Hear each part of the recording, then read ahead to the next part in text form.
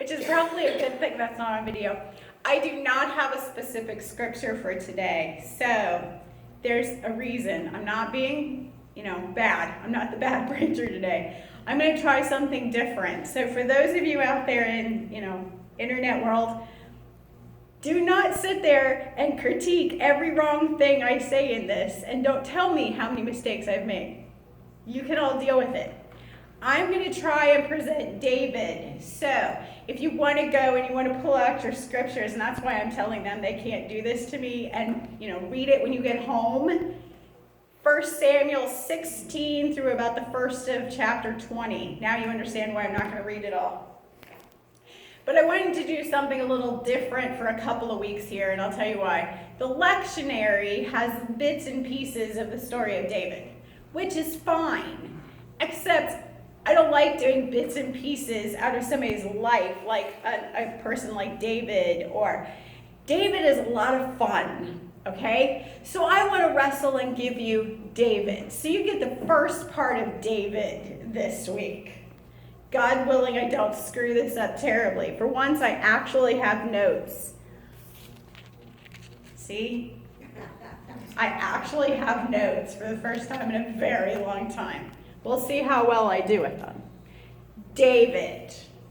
We know that he becomes king. He becomes, this person that when Jesus is born, they're looking for a David-like person to come back and to lead. But David was more than just a name and way more than just a king. In fact, there are legendary stories about David, and some of them I'm sure you know, and we'll touch on those. When we're first introduced to David in Samuel, we have this moment in the history of the people of Israel that the leader they have, the king they have, isn't very good. King Saul is kind of, let's say, just not very good. He's a giant butthead. Okay? He's just destructive. His kids are not so great. It's just not a good combination. And Samuel, who's a prophet, you think I did that? Okay. He's just a butthead. Okay. So Samuel, who's the prophet, is kind of bemoaning this whole thing because, Samuel wasn't in favor of the people wanting a king to begin with.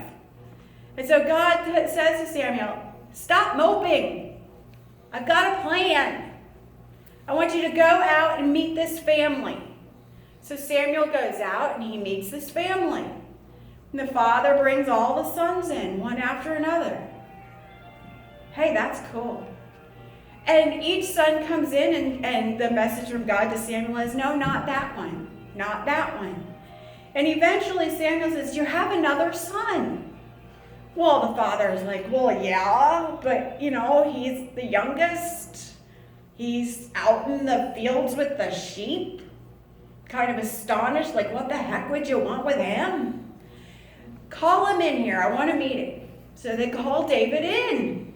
They bring in this kid who's been playing with the sheep, for goodness sakes. He's young. He's not even going to inherit. Basically, in the family line, he's nothing. It's nice to be the youngest sometimes, huh? So they bring him in. And Samuel says this amazing thing. He's the one. He's the one. Now you can imagine in that family some interesting conversations at the dinner table that night. It's not in the scriptures, I'll admit. But can you imagine the older brother sitting there going, what? What do you mean him, not me? He gets to be king? What the heck? And that's cleaning up the language, I'm sure, quite a bit. The next time we're introduced to David, Saul, who's king, is in quite the bad mood. God has hardened his heart. God likes to do that in the Old Testament. And Saul is in one snit of a hairy mood. And nobody can seem to get through to Saul to calm him down. And so they call for David, who's still a kid. Just a kid. And there's no connection yet. These are legends. And David comes in and he plays music that soothes Saul's heart. He's a musician. So we know he's a shepherd, he's a musician, and he can soothe the angry heart. Pretty cool. Then we come up on the story that everybody knows, right? Everybody knows about David and Goliath. There's a war going on. And they're kind of at a standstill because they're going back and forth and they're fighting and they're fighting and they're back and forth. And unfortunately, the enemy to the Israelites has a huge guy on their side that just seems to not be beatable. No matter who goes up against him, nobody seems to be able to beat this guy. You know, imagine he's probably huge.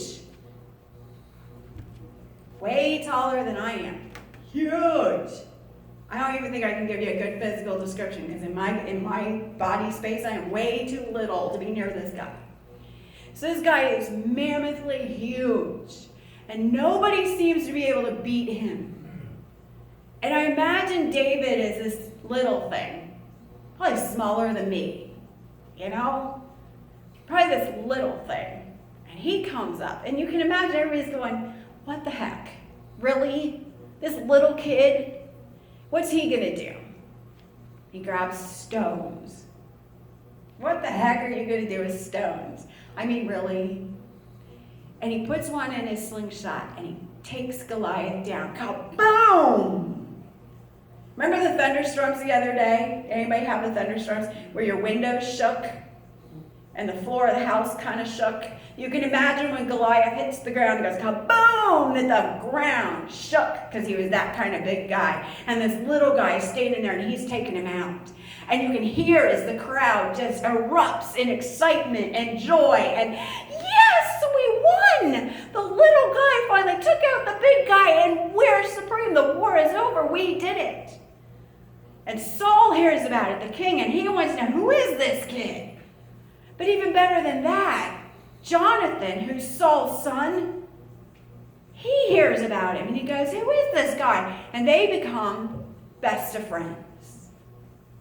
David and Jonathan become the closest of friends, just like brothers.